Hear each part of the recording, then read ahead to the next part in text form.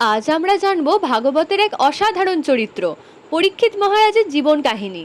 তিনি শুধু একজন রাজাই ছিলেন না, তিনি সেই মহান ব্যক্তি যার জন্য পৃথিবী শ্রীমদ্ ভাগবত মহাপুরাণ লাভ করেছে। মহাভারতের যুদ্ধ শেষ হওয়ার পর পাণ্ডবদের বংশ প্রায় নিশ্চিহ্ন হয়ে গিয়েছিল।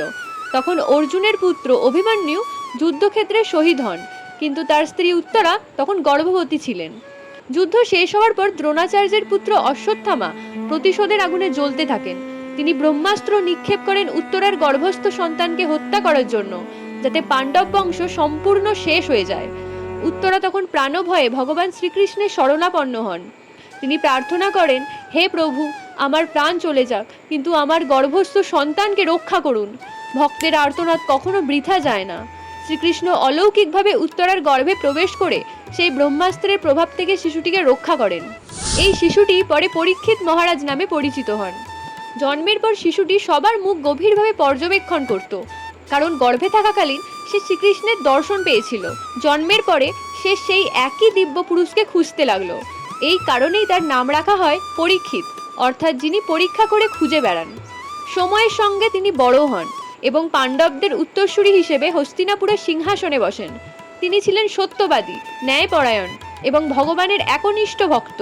তার শাসনকালে প্রজারা সুখে শান্তিতে জীবনযাপন করত।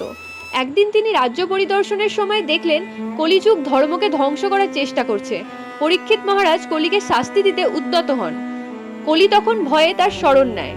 তখন মহারাজ তাকে রাজ্যে থাকার অনুমতি দেন, তবে মাত্র কয়েকটি স্থানে, যেখানে জুয়া, মদ্যপান, অবৈধ সম্পর্ক, পশু হত্যা এবং পরের সোনার প্রতি লোভ রয়েছে। এই ঘটনাই দেখায় কলিযুগ কিভাবে মানুষের দুর্বলতার মধ্যেই বাসা বাঁধে। একদিন শিকারে বেরিয়ে মহারাজ খুব ক্লান্ত ও তৃষ্ণার্ত হয়ে পড়েন। তিনি এক আশ্রমে গিয়ে জল চান। সেখানে ঋষি শ্রমিক গভীর ধ্যানে নিমগ্ন ছিলেন। তিনি কোনো উত্তর দেননি। সেই মুহূর্তে রাজা নিজের উপর নিয়ন্ত্রণ হারিয়ে ফেলেন, কারণ তার মাথায় ছিল সোনার মুকুট।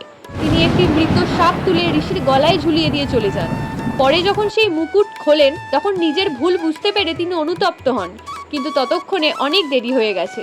এই ঘটনা শুনে ক্রোধে সেই ঋষির পুত্র পরীক্ষিত মহারাজকে অভিশাপ দেন, 7 দিনের মধ্যে তক্ষক নাগের দংশনে তার মৃত্যু হবে।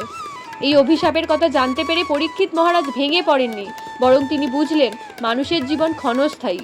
তাই তিনি রাজ্য ও রাজসিংহাসন ত্যাগ করে গঙ্গার তীরে বসে সিদ্ধান্ত নিলেন জীবনের শেষ 7 দিন তিনি শুধু ভগবানের কথা শুনবেন।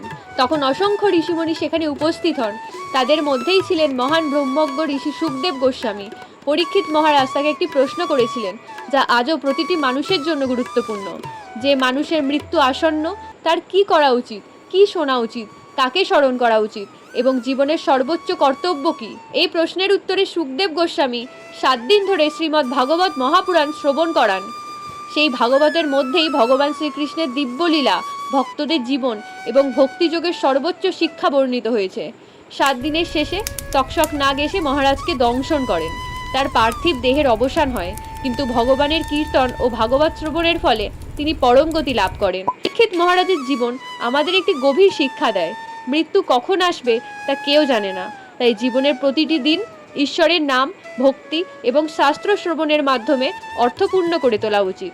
হরে কৃষ্ণ।